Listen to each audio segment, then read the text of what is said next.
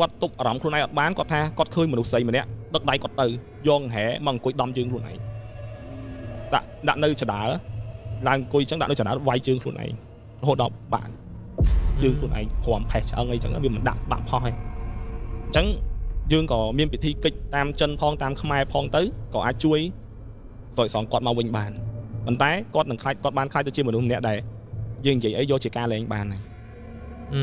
យគឺគាត់ប៉ាតណាប៉ាតនៃរហូតជាងគាត់បាក់អាពេលមុនជួបលោកគ្រូទៀតមុនជួបទៀតនៅក្នុងអំឡុងពេលធ្វើទុក5 6ឆ្នាំគាត់នឹងព្យាបាលជាវិញបាត់ហើយព្យាបាលវិញជាហើយ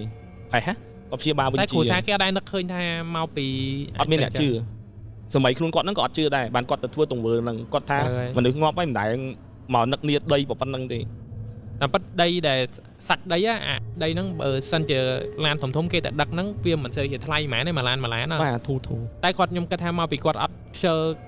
ឲ្យអស់ពេកខ្ញុំគិតថាគាត់ចង់ចំណេញច្រើនពេកហ្នឹងហើយចង់ចំណេញច្រើនអាហ្នឹងក៏មួយដែរអាហ្នឹងក៏ជារឿងមួយដែរវាមិនរន្ធត់ទេប៉ុន្តែវាមានន័យអប់រំនៅក្នុងហ្នឹង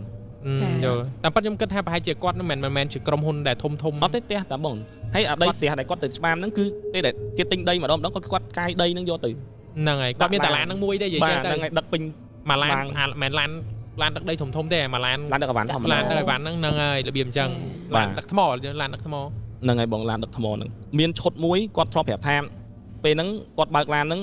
ទៅដឹកដីដឹកអីវ៉ាន់ឲ្យគេមិនមែនដីទេព្រោះគាត់ឡានគាត់អាស៊ីឈ្នួលដឹកអីវ៉ាន់ណាបាទឡានក្រេហ្នឹងបាទ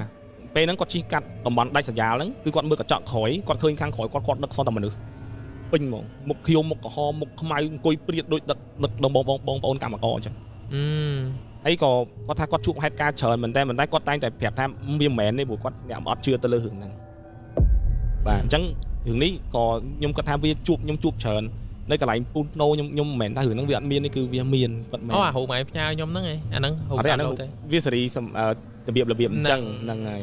យយកបាទអូខេហ្នឹងហើយបងប្អូនទាំងអស់គ្នាឥឡូវយើងបានស្ដាប់ជាមួយនឹងលោកគ្រូចិនសែម៉ុងគាត់បាននិយាយជាមួយនឹងសាច់រឿងទី4ណាលោកគ្រូណោះដែលពាក់ព័ន្ធជាមួយនឹងបញ្ហាដីហើយវាចម្លែកមែនតើសម្រាប់ខ្ញុំដោយសារតែស៊ីដីតែហ្មងណា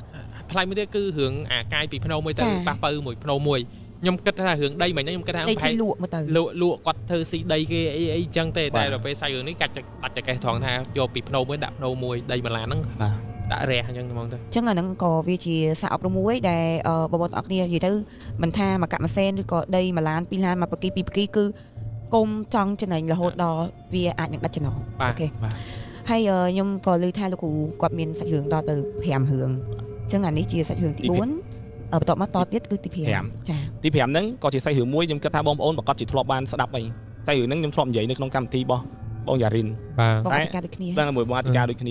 ខ្ញុំសូមនិយាយរឿងហ្នឹងសារឡើងវិញដើម្បីឲ្យសាច់រឿងទាំងមូលបងប្អូនស្ដាប់ម្ដងហ្នឹងអាចយល់ដោយសារតែការហេតុអីបានខ្ញុំលើកមុននិយាយអត់អស់ដោយសារតែខ្ញុំគិតថាវាជារឿងទី1ដើម្បីខ្ញុំផ្ញើទៅហើយខ្ញុំគិតថាមិនដឹងថាគួរទៅសេឲ្យអស់យ៉ាងម៉េចសន្ទុះអ្នកស្ដាប់មិនអីចឹងណាដល់លើកនេះខ្ញុំចង់ហើយរឿងហ្នឹងឲ្យអស់តែប៉ាត់គួរតែរំលឹកឡើងវិញពីដើមដល់ចប់ detail ហ្មងបាទខ្ញុំបានទៅមើលផ្ទះមួយនៅខាងខេត្តកណ្ដាលផ្ទះហ្នឹង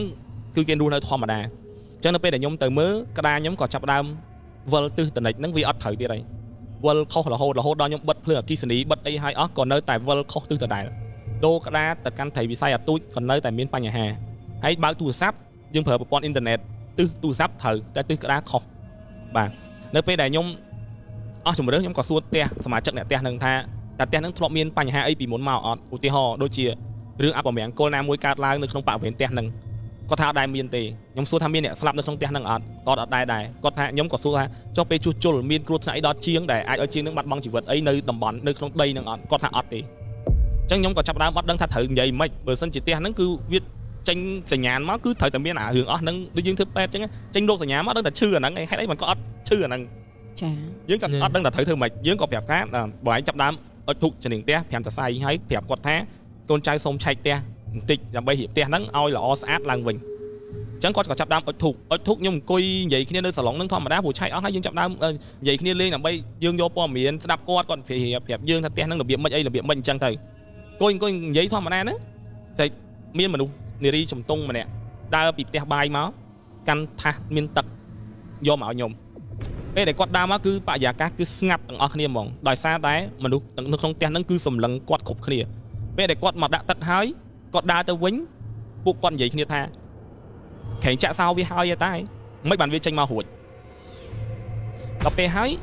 មានគេដូចថានិយាយហើយគេថាចាក់សោហើយតាមិនចេញមកខ្ញុំចាក់ផ្ទាល់ដៃអីចឹងពួកគាត់ទៅចែកគ្នាតាឃើញចាក់អីព្រោះមិនហ៊ានឲ្យមកអីព្រោះគ្រូមកអញ្ចឹងខ្លាចខ្មាស់គ្រូអីចឹងគាត់ទៅចែកគ្នាបន្ទោសគ្នាអញ្ចឹងគាត់មានហេតុផលរៀងខ្លួននិយាយមកគឺប្រកាសតែចាក់សោប៉ាត់មែន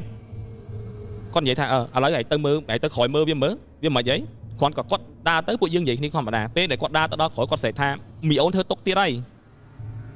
ដល់ហើយពួកគាត់គ្រូនំនេះរត់ស្ទុះទៅវិញខ្ញុំអត់ទៅទេដោយសារតែគេទៅចោលខ្ញុំគេអត់មានបានហៅខ្ញុំទៅផងហ្នឹងបាទខ្ញុំចាំកន្លែងហ្នឹងហើយមិនមែនចាំកន្លែងហ្នឹងឯងចាំត្រឡប់បងដែលបងធ្លាប់ប្រាប់ត្រឡប់បងលុះត្រាណាតាគេហៅយើងទៅមើលបានបងមើលបើសិនជាគេឈូឆរមិនក៏ដោយបើគេអត់ហៅបងក៏បងអត់ទៅមើលដែរបាទខ្ញុំអត់ទៅទេបាទដល់ហើយគាត់ស្រែកអីគាត់ដូចថាឃើញខ្ញុំឆោឡោស្រែកអូយមិនចឹងហើយគាត់ក៏មានអ៊ីម្នាក់ដែលជាម្ដាយគាត់ហ្នឹងរត់មកប្រាប់ខ្ញុំថាលោកគ្រូអើយជួយមើលកូនខ្ញុំមួយមកលោកគ្រូញ័រតតាត់ខ្ញុំក៏សម្រេចចិត្តទាញកាបូបទីអីហ្នឹងដើរទៅមើលជាមួយគាត់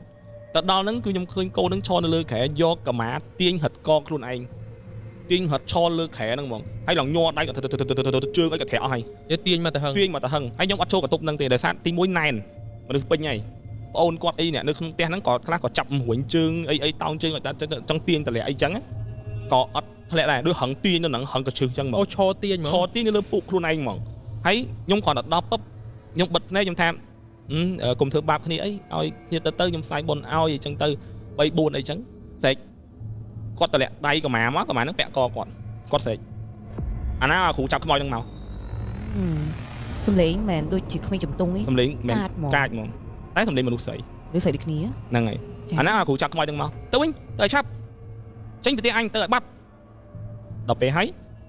ខ្ញុំក៏អត់មាត់ខ្ញុំប្រាប់ថាអញ្ចឹងខ្ញុំទៅសិនហើយ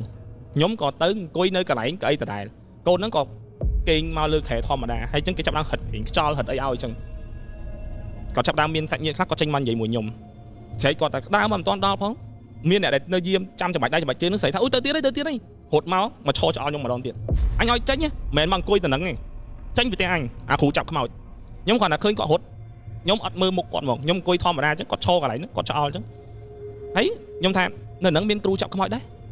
ខ្ញុំនិយាយម៉ាត់ខ្ញុំថានៅហ្នឹងមានគ្រូចាប់ខ្មោចដែរបើមានឲ្យវាចិត្តឲ្យវាទៅតែបើវាអត់មានទេកុំដេញវាអីនៅហ្នឹងមានវាថាមានហែងហ្នឹងចេញហើយគ្រូហ្នឹងចេញពីផ្ទះអញខ្ញុំថាខ្ញុំប្រាប់គាត់អាលក្ខណៈយើងនិយាយបលាគាត់ខ្ញុំមិនមែនគ្រូចាប់ខ្មោចទេហើយក្នុងខ្លួនគាត់ហ្នឹងក៏មិនមែនជាខ្មោចដែរដើរខុសកន្លងលេងជ្រុលខ្លួនឯងហើយមកធ្វើទម្រង់បែបហ្នឹងបំពោលទុកម៉ែឪខ្លួនឯងគាត់ថាចំណេញស្អីគាត់ថាធ្វើគ្រូដល់គ្រូខ្មោចមើលខ្មោចដឹងថាខ្ញុំជាខ្មោចខ្ញុំថាខ្ញុំមើលអត់ឃើញតែខ្មោចតែខ្ញុំមើលឃើញថាអ្នកឯងកំពុងតែអត់មានសតិគ្រប់គ្រាន់ក្នុងការគ្រប់គ្រងខ្លួនឯងហើយក៏មិនមែនជាខ្មោចដែរទៅពេទ្យរកថ្នាំលេបហើយខ្ញុំប្រាប់ម៉ែឪបាច់ទៅរកណាអីទៀតទេទៅរកថ្នាំលេបទៅពេទ្យសតិស្មារតីអីចឹងទៅគាត់ថាអញខ្មោចចងកវាយកកសែងអញពីកន្លែងអញចងកមក